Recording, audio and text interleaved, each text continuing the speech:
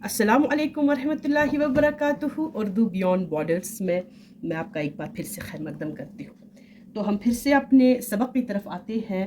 हम पढ़ रहे हैं एराब के लिहाज से हरूफ की मुतअद्दिद कस्में जो तकसीम की गई है, उनमें हमने अलिफ़ की दो कस्में अलिफ़ ममदूदा और अलिफ़ मकसूरा पढ़ा, नून की दो कस्में नून ज़ाहिरा नून गुन्ना पढ़ा, हाय मखलूत पढ़ा, याय मारूफ और याय मजहूल पढ़ा, और फिर तखफीफ और तरखीम पढ़े। आज जो हम पढ़ने वाले हैं वो है वाव की तीन किस्में। वाव की तीन किस्में पहले पिछले लेसन में बताऊं, हमने पढ़ा था तखफीफ और तरखीम। हमने बताया था कि तखफीफ में जो हम लफ्ज़ को जो है मुख्तसर करते हैं, मुखफ़िफ़ करते हैं, किसी हर्फ के ऊपर जो निशानी ख़ास तौर पर तशदीद को हटाते हैं, या तरखीम में जो हम लफ्ज़ के आखिर जो हर्फ है उसको जो है ख़त्म करते हैं, उसको हटाते हैं। तो इसकी ज़रूरत क्यों पेश आती है? उम्मी तौर पर तलफ़्फ़ुज़ की आसानी के लिए, या बोल चाल के लिए, या शेरी ज़रूरियात के पेश नज़र, या ज़बान के रिवाज के तहत, या बेतकल्लुफ़ी या शेरी ज़रूरियात के पेश नज़र आम तौर पर हम जो है तखफ़ीफ़ और तरख़ीम से काम लेते हैं। तो ये वज़ाहत ज़रूरी थी ताकि आपके समझ में आ जाए कि तखफ़ीफ़ और तरख़ीम की ज़रूरत हमें कब पेश आती है।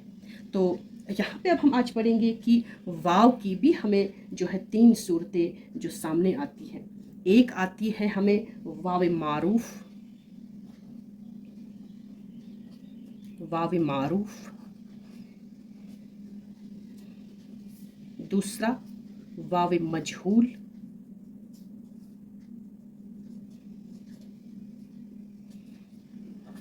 और तीसरी वाव मादूला।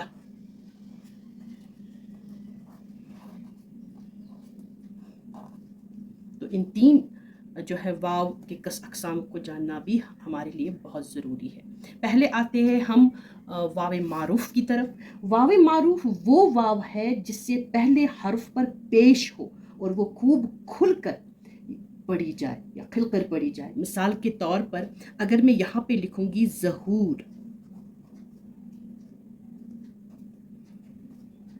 ठीक है ना, हे पे जो यहाँ पे पेश है ज़हूर, या मैं लिखूंगी कसूर, सौद पे पेश है, ठीक है ना, या मैं लिखूंगी हूर, हे पे पेश है, या मैं लिखूंगी दूर। वाव मारूफ वो वाव है जो बहुत ही वाज़ेह तरीके से पढ़ी जाए, खुल कर पढ़ी जाए, लेकिन उससे पहले वाले हर्फ पर जब पेश हो। जब वाव के पहले वाले हर्फ पर पेश हो किसी लफ्ज़ में, तो वो वाव जो है वो खुलकर अदा होती है, खुलकर पढ़ी जाती है। जैसे कि यहाँ पे वाज़ेह अंदाज से हमारी वाव जो है खुलकर सामने आती है, ज़हूर, कसूर, हूर, दूर। को इसको हम वाव मारूफ कहते हैं, यानी वो वाव जो खुलकर पढ़ी जाए और उससे पहले वाले हर्फ पर पेश हो। तो यहाँ पे ये वाव मारूफ कहेंगे, ज़हूर, कसूर, हूर, दूर।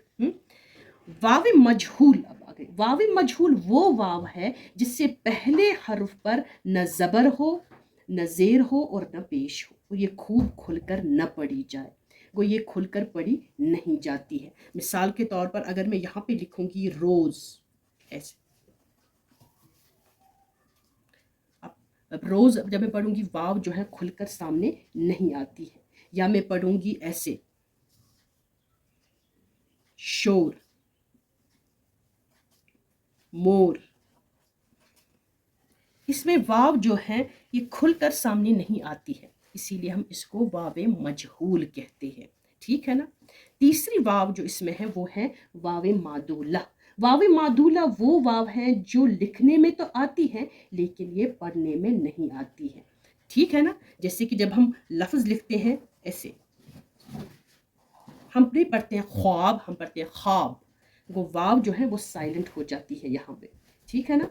इसी तरीके से अगर हमारे पास लफ्ज़ हो वाव मादूला में दरख्वास्त,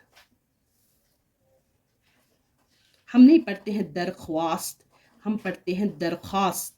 وہ واو جو ہے وہ سائلنٹ ہو جاتی ہے، یعنی کہ وہ واو جو لکھنے میں تو آئے لیکن پڑھنے میں نہیں آئے اس کو ہم واو معدولہ کہتے ہیں، ٹھیک ہے نا؟ تو یہ 3 واو بھی جو ہے انہی اقسام میں شامل ہیں جو ہم اعراب کے لحاظ سے حروف کے پڑھ رہے ہیں۔ واو معروف وہ واو جو کھل کر پڑھی جائے، واو مجہول جو کھل کر نہ پڑھی جائے، اور واو معدولہ جو لکھنے میں تو آئے لیکن پڑھنے میں نہیں آئے، پڑھنے میں وہ بالکل سائلنٹ ہو جاتی ہے، ٹھیک ہے نا؟ جیسے کہ خواب، درخواست اور اسی طریقے کے بہت سارے الفاظ۔ امید ہے آپ کو یہ مختصر سا سبق جو ہے پسند آیا ہوگا۔ اس کے ابھی کچھ اور بھی اقسام ہیں جو آنے والے سبق میں ہم پڑھیں گے۔ تب تک کے لیے دیجیے اجازت، اللہ نگہبان۔